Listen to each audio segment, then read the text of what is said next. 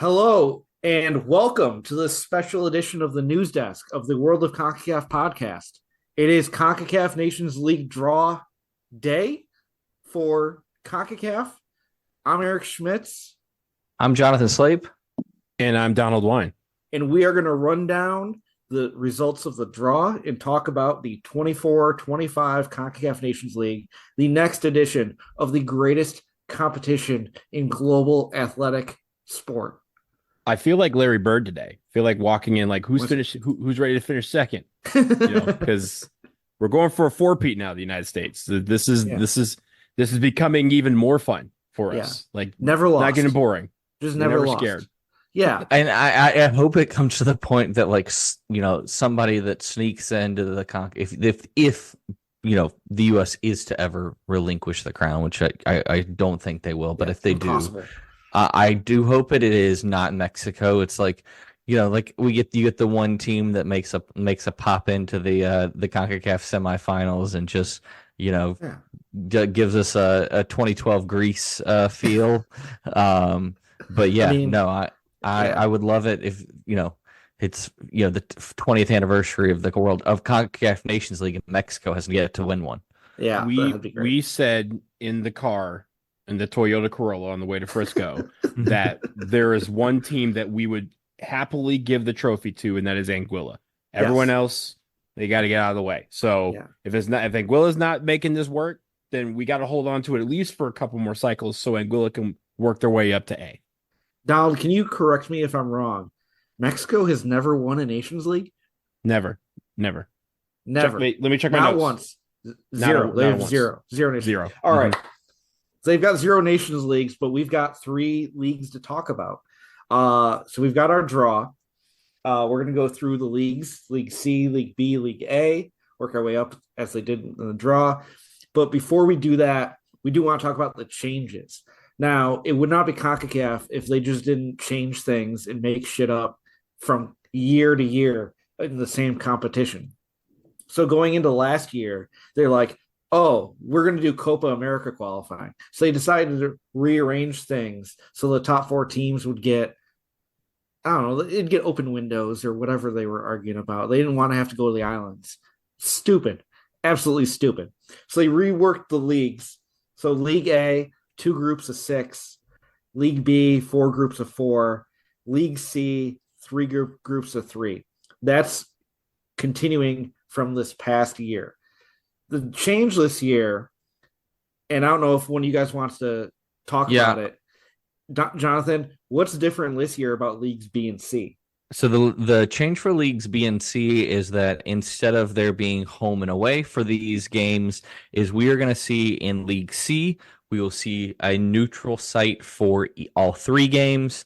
In League B, we'll see all 3 groups. And in League B, we'll see like a neutral site or centralized location for each of the individual groups. CONCACAF talked about this being a reason, some of the travel challenges within the region, that this was a way to kind of help make it a little bit more fair. I think you've all, if you've listened to this podcast long enough, you've heard us talk about instances where like such and such team was like, they showed up, they were delayed by like a day and they're coming in like an hour before kickoff. Like we've seen these issues happen quite often. You two have both been victims to different Caribbean cancellations. And so while I am a bit bummed that we're not going to have home matches for some of these teams, because I think that was one of the things that made this special was the fact that there could be some teams that end up playing at home, but like the home and away aspect is the big thing.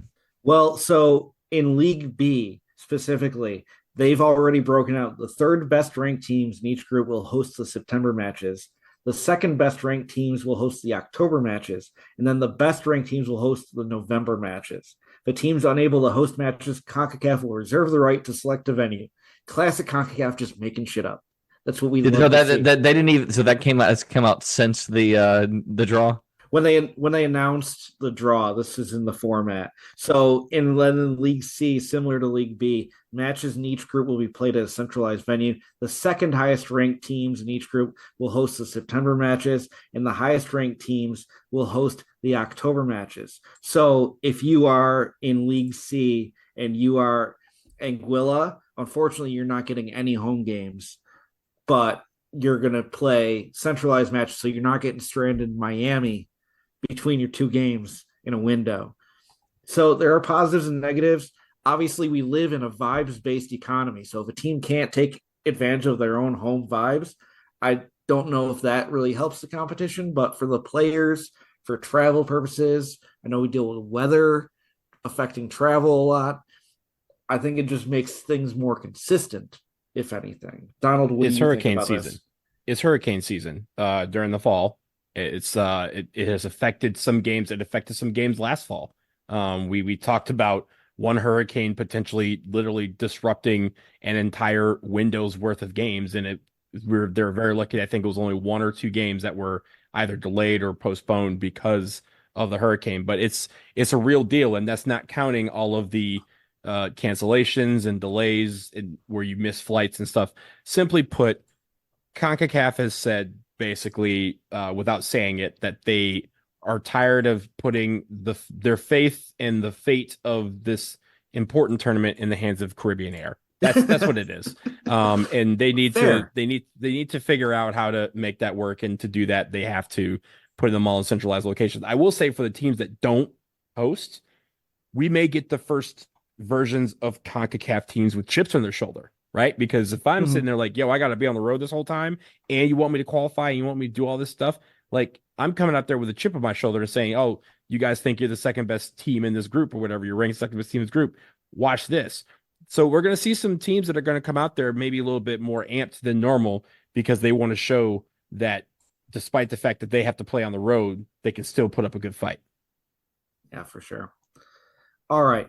I think it's time to get started with the leagues and break these down for you. So starting with League C. Now, the four relegated teams for this year's competition: St. Kitts and Nevis, Belize falling down to League C for the first time, Barbados, and the Bahamas. Now, again, there are three groups. So two of these teams falling down from League B are playing each other to get their way back up. And a thing to note is there's only three groups. So a second place team is actually going to get promoted based on results in these games. So in Group A, you've got two of those relegated teams. You've got Barbados, Bahamas, and the U.S. Virgin Islands. In Group B, you've got Belize, Turks and Caicos, and our boys in Anguilla. Group C, you've got the Sugar Boys, St. Kitts and Nevis, matched up with the Cayman Islands and the British Virgin Islands. So four of these teams going up, a group winner and a second place team. What group pops out to you as either the most fun or the toughest? I think the toughest group is Group C, like St. Kitts and Nevis, Cayman Islands, British Virgin Islands. I mean, all of those teams have performed quite well throughout the past few years. St. Kitts also being one of the teams that got relegated down, and so that's the one that I think, honestly, though, also maybe the most fun. I mean, it's hard to say like there's a group in here that is bad or not fun. I think when we're talking about these groups here, but I think C may be the most fun for me. I think the most fun one is Group B, because you have Belize, who, yes, they just got dropped, but Turks and Caicos and Anguilla also have experience playing already, and that experience was against each other in an epic first round World Cup qualifying battle that they had.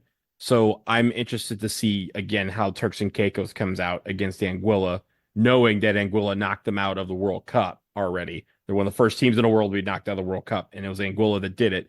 But also Belize, how they handle beating these teams who, again, are going to come out with a little bit of a chip on their shoulder. Anguilla is not going to have any home games.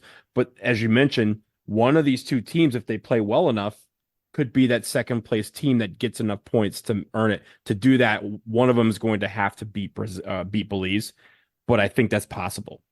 Yeah, I do think the Group B, Turks and Caicos, Anguilla, they played 2 KG matches in March, and now they're going to play 2 matches again in the fall. I think that's going to be a very tightly contested group. And I think Group A, I mean, the U.S. Virgin Islands, they actually got some competitive games already this year in that first round of World Cup qualifying. Barbados and Bahamas, those are arguably a little bit of a tier up from the U.S. Virgin Islands in CONCACAF. But since Barbados and Bahamas are playing each other, like one of them has to get results to be able to escape League C. So there's going to be some contested games.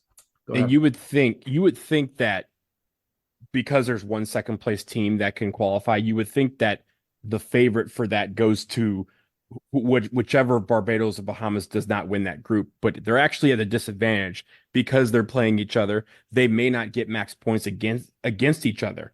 It may be 2 draws and they both kind of beat the Virgin Islands, which will allow somebody from another group who has a couple of wins to creep up past one of them into that second place slot that gets promoted.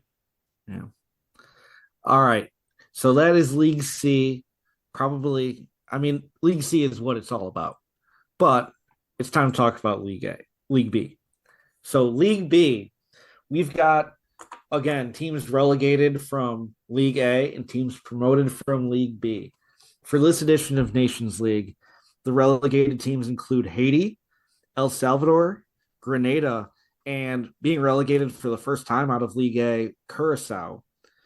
Getting promoted from League C, you've got Aruba, Dominica, Bonaire, and St. Martin, with Bonaire and St. Martin making their first appearances in League B, getting promoted for the first time. Bonaire, honestly, having one of the best years in their federation's history as far as competitive results. So exciting times in Bonaire. Interesting to have all 3 of the ABC Islands in League B, but they're all in separate groups. So let's run down the groups. In Group A, we've got El Salvador, Montserrat, Vincent, and Bonaire. In Group B, we've got Curacao, St. Lucia, Grenada, and St. Martin, the French St. Martin. In Group C, we've got Haiti, Puerto Rico, Aruba, and the other St. Martin, the Dutch one. And then in Group D, we've got Dominican Republic, Bermuda, Antigua and Barbuda, and Dominica. Now, again, we talked about how the sites for these games will be determined by seeds. So the third-ranked team will host the September matches, the second-ranked team will host the October matches, and then the penultimate November matches will be held in the site of the first-ranked team in the group. Now, Donald, when you look at these groups, which one sticks out to you, and why is it Group A? Well, first of all, Eric, you and I, we love El Salvador. We've been to El Salvador. Love the Cuscatlán, and love the people there. However, as the lone landlocked country in League B, they got to go. They can't get promoted. So that's unfortunate for them that we have to root against them in this group because of the other 3 teams. But that's just what happens when you go up against the Caribbean Football Union. Now, having said that, I think Vincent Heat, again, they have a chance to really do some damage. Montserrat has a chance to really get into the swing of things. And Bonaire being promoted is a real boost for them, and they get to really test themselves against some of these teams. So it'll be interesting to see what happens there. I think another group that you're looking at that I think would be sort of interesting is Group D, because Dominican Republic, very, very strong. Antigua and Barbuda has been in World Cup qualifiers late before. And then you have Bermuda, who has some of the best jerseys in CONCACAF, and Dominica, who, again, just got promoted, wants a chance to really prove themselves against the big boys. And I think that they are steadily improving. I mean, think about where Dominica was during the First Nations League. and how like awful that felt like they were. And now it seems like they're doing much better from a resources standpoint, and also just from a training standpoint, where these guys are playing in some better situations. So I'm interested to see groups A and D how they feel, how they turn out. Yeah. What about you, Jonathan? I mean, I'm looking at Group B. And not only I'm looking at it for a lot of different reasons. Not only is that like if I was to choose a group that I would like to visit the most, so think about, we're gonna have home games in Grenada, home games in St. Lucia and Curacao. I mean, like sign me up. But also, I mean, as far as like from a difficulty perspective too, I mean, I think this is probably our group of death in here when you think about especially Curacao and Grenada. And then even St. Lucia has performed really, really well in these last couple Nations Leagues. And I kind of look at them as, potentially that team that, makes that step up into Group A for sure. But yeah, Group B is, and in C, there are some interesting things in there. I mean, Puerto Rico, having a bit of a tough, like, I think that should be the second place team in there. I think Haiti's going to run away with it. So it's going to be more of a battle for second place there. Whereas I think with Group B, it's just going to be an all-out slugfest throughout that. Yeah. I mean, for me, Group C, yeah, I think Haiti got a great draw. They're going to get their promotion again. I'm really interested to find out where they end up hosting those games in that November window, with Dominican Republic also hosting. You would think Dominican would be like the default place to go for these teams, but Group D will be having games in the Dominican Republic in November. Aruba and St. Martin, the Dutch one, like one of those teams is going to be able to escape relegation, and I think that's really good for them. One of them will be able to stay up for another edition, but Puerto Rico should get some results. They'll hang out in that second spot, but Haiti's going to run away with it. Donald, you did make the point. It's like there's only one, land locked country in the entire League B. So it's, yeah, just picking islands. But Group A, games in St. Vincent in September, games in maybe in Montserrat in October. I'm really interested to see what ends up happening there. And then El Salvador, like wrapping that group up at the Cuscatlan, will be very, very entertaining. Any final thoughts on League B? Go Islands. Go CFU. Yeah. Yes. Yes, CFU. Let's see what you got. All right. Now going up to League A. League A, your promoted teams: Guadeloupe, Nicaragua, French Guiana, and Guyana. All four teams making their League A debuts. Guadeloupe actually started Nations League in the First Nations League in League C. So this is them getting promoted all the way to the top. As we've noted in League A, with these dumb quarterfinals that they decided to do, you've got four teams who are getting a bye to the quarterfinals, the top four ranked teams in Concacaf. So Mexico, the United States, Panama, and Canada getting a bye to the November quarterfinals. Those teams are ranked 1 to 4. With Canada, they will play the top League A finisher with the highest points. Panama will play the other first place team with lesser points. The United States will play the best finishing second place team. And Mexico will play the second place team with the least points. So let's run down the groups for League A for your 24-25 Nations League. In Group A, we've got Costa Rica, Guatemala, Martinique, Guadeloupe, Suriname, and Guyana. In League A Group B, we've got Jamaica, Honduras, Trinidad and Tobago, Cuba, Nicaragua, and French Guiana. Now, we talked about how they were having centralized sites in Leagues B and C. Not in the case in League A. League A, each team will play 2 home, 2 away games in the September and October windows, with the top 2 teams in each group advancing to the Nations League quarterfinals. So I think the question is here, which group A, Group B, do you think is the toughest group? Group B, Group B. yeah. I mean, I think as we were watching the draw, it was blatantly obvious. And I think really it's that third team that decided it. Like that third pot was Martinique and Trinidad and Tobago. And Trinidad and Tobago went to a group that was already had Honduras and Jamaica. I think outside of Costa Rica, like 3 of the top 4 teams in these League A groups are in Group B.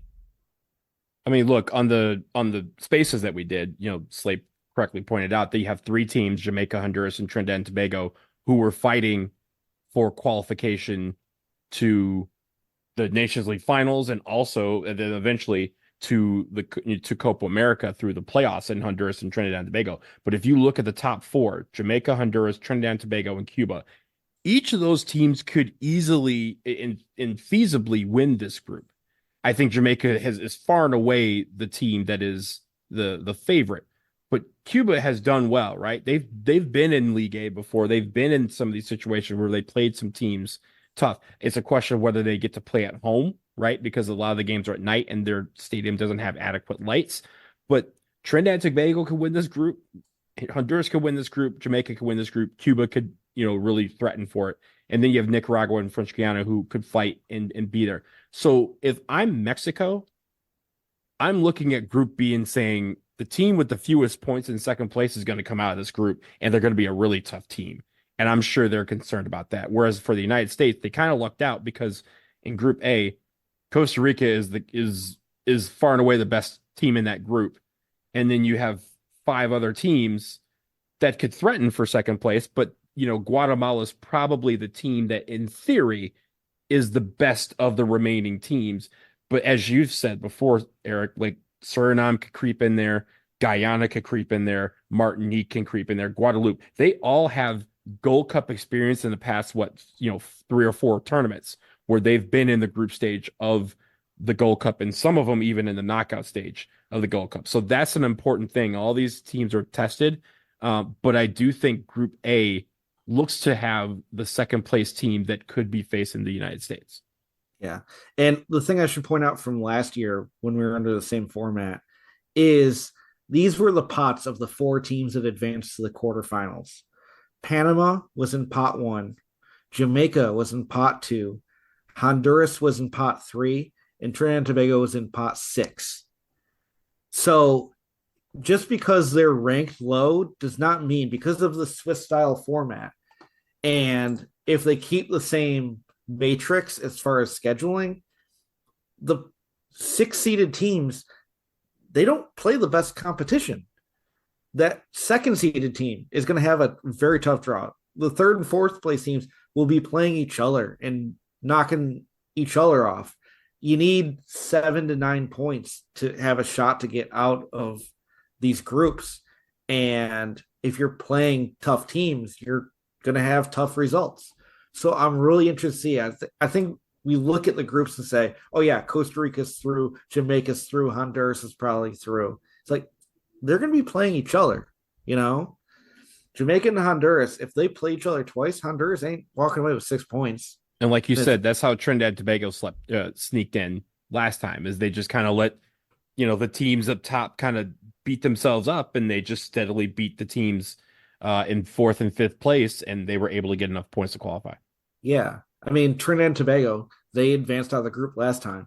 If they keep the same scheduling format from last year as a 3 seed, they are playing the 2nd seed and the 4 seed away, and then the 4 and the 6 at home. Like, there's the opportunity to get the results they need to get through. Trinidad's in a very good spot. So if the thing that sticks out to me then is Group A with all of these smaller countries. How much do they like? All it takes is one of them having stringing a couple good results together, and they're through. And we have some wild team in the quarterfinals, and we get to figure out how the hell we fly into Suriname. You jump on an airplane. Yeah, that's how you do it. Yeah, like I dare you to make me go to Suriname. I wish you would. But that makes I feel like too, like Suriname, like we saw this with Grenada too. Like Suriname would be that one. Like if we draw Suriname, like everybody's trying to figure out how to go. Like same thing with like Grenada, because like, and we're not gonna play Grenada. We're not gonna play Grenada way up very often. So like we gotta go. Yeah, just give me Whereas I feel something like, weird. Give me where I something feel like weird. this time, last time it's like, oh, we're gonna go to Trinidad again. Yeah, I don't know. I didn't mind it, except the result. I did see dumb shit, but Trinidad, it was fine. We shouldn't go back there. We should go somewhere else. That's just me. I don't know. What was the name of the bar we were at? Which one? The one on the corner on like the main drag on the avenue. I'm gonna tell you in just a second. Keep talking. Yeah, like Trinidad, obviously, there's bad connotations for all the things that have happened Smokey poorly for and the U.S. Bunty. Smokey and Bunty, yes. Smokey and Bunty on the avenue. Oh my God, I would love to just post up there again in November. But And the food square. Shout out the food oh, square. with Food the, Square, those yeah. donuts, man, Mhm. those donuts were rocking. So I'm looking at flights right now. So flying. So if the U.S. was to either get Suriname, I'm looking. I can get us there about Eric from Nashville about 750 round trip. Listen What to airline? this. We are looking I'm not flying at. fucking Liat. It's not Liat. It is. But let's pull this up real quick. Yeah. Well, what I was gonna call out was there was $394 flights to Georgetown in Guyana. Listen, I've been getting flight deals on my United app because obviously they're listening on the phone. They heard us recording the podcast last week, and they're like, "Oh, this man wants to go to Guyana." And I'm like, "Yes, but I need like a reason to go." Yeah. So I can get us to Guyana, 397 on United round trip. round trip. Get the fuck out. I might Is just that from go for the Houston? hell of it. Yeah, we change planes in Houston. go. Yeah, maybe like let's September, I mean October on windows. American through Miami 485. We're talking sub 500.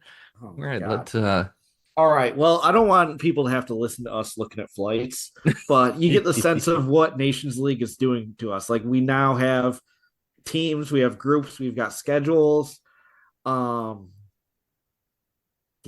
I'm just so excited. Like the draw, it's just like the first step to a new year of Nations League and a new chance for the U.S. to win a trophy that Mexico has never won. So I don't think it gets any better than that. Final thoughts, Donald, Jonathan? For me, this is going to be very, very fun. And I'm looking forward to seeing this. I honestly want to see who the United States is playing in September and October, because if there's some teams that we've seen before or teams that don't appear to be like, exciting, maybe we pick one of these neutral sites and we go there instead, because I think we all look a little pale. We need to get to the islands as soon as we possibly can. Yeah. Don't threaten me with a good time. Jonathan? no, nothing else for me. I'm knee deep in flight. He's researching. I may have moved past researching. Jeez. Oh no. Jonathan has moved from just producer in his title to also flight travel coordinator. Logistics. Yes, logistics is the more official way to say it. Jonathan, where can people find you on Twitter? You can find me at JSlape SSP, and then maybe occasionally you'll catch me at Broadway Sports Media writing something. Yeah, Donald. Apparently, you can also catch Slape at the airport. I am at Blazing DW, and you can find me writing at starsandstripesfc.com. Yep. Follow us, the podcast, at Podcacaf, PODCACAF, Podcacaf, on Twitter/X, Instagram, Facebook. Also support us on our Patreon, patreon.com/Podcacaf. You can subscribe for as little as $1 a month. We've got bonus content on there. We post one more round bonus episodes, which you can hear at any time. There's a nice library of us talking about not Concacaf nonsense. There's a nice catalog of stuff.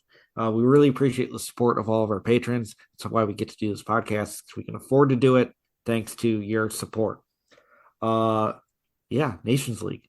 If you haven't listened to our last laser focus on Guyana, we didn't really settle on how to pronounce it. But anyways, it was a great episode. Make sure you go back and listen to that. Really appreciate it. And yeah, Nations League. We are 4 months away from CONCACAF Nations League. Let's fucking go. Let's get it. Let's go.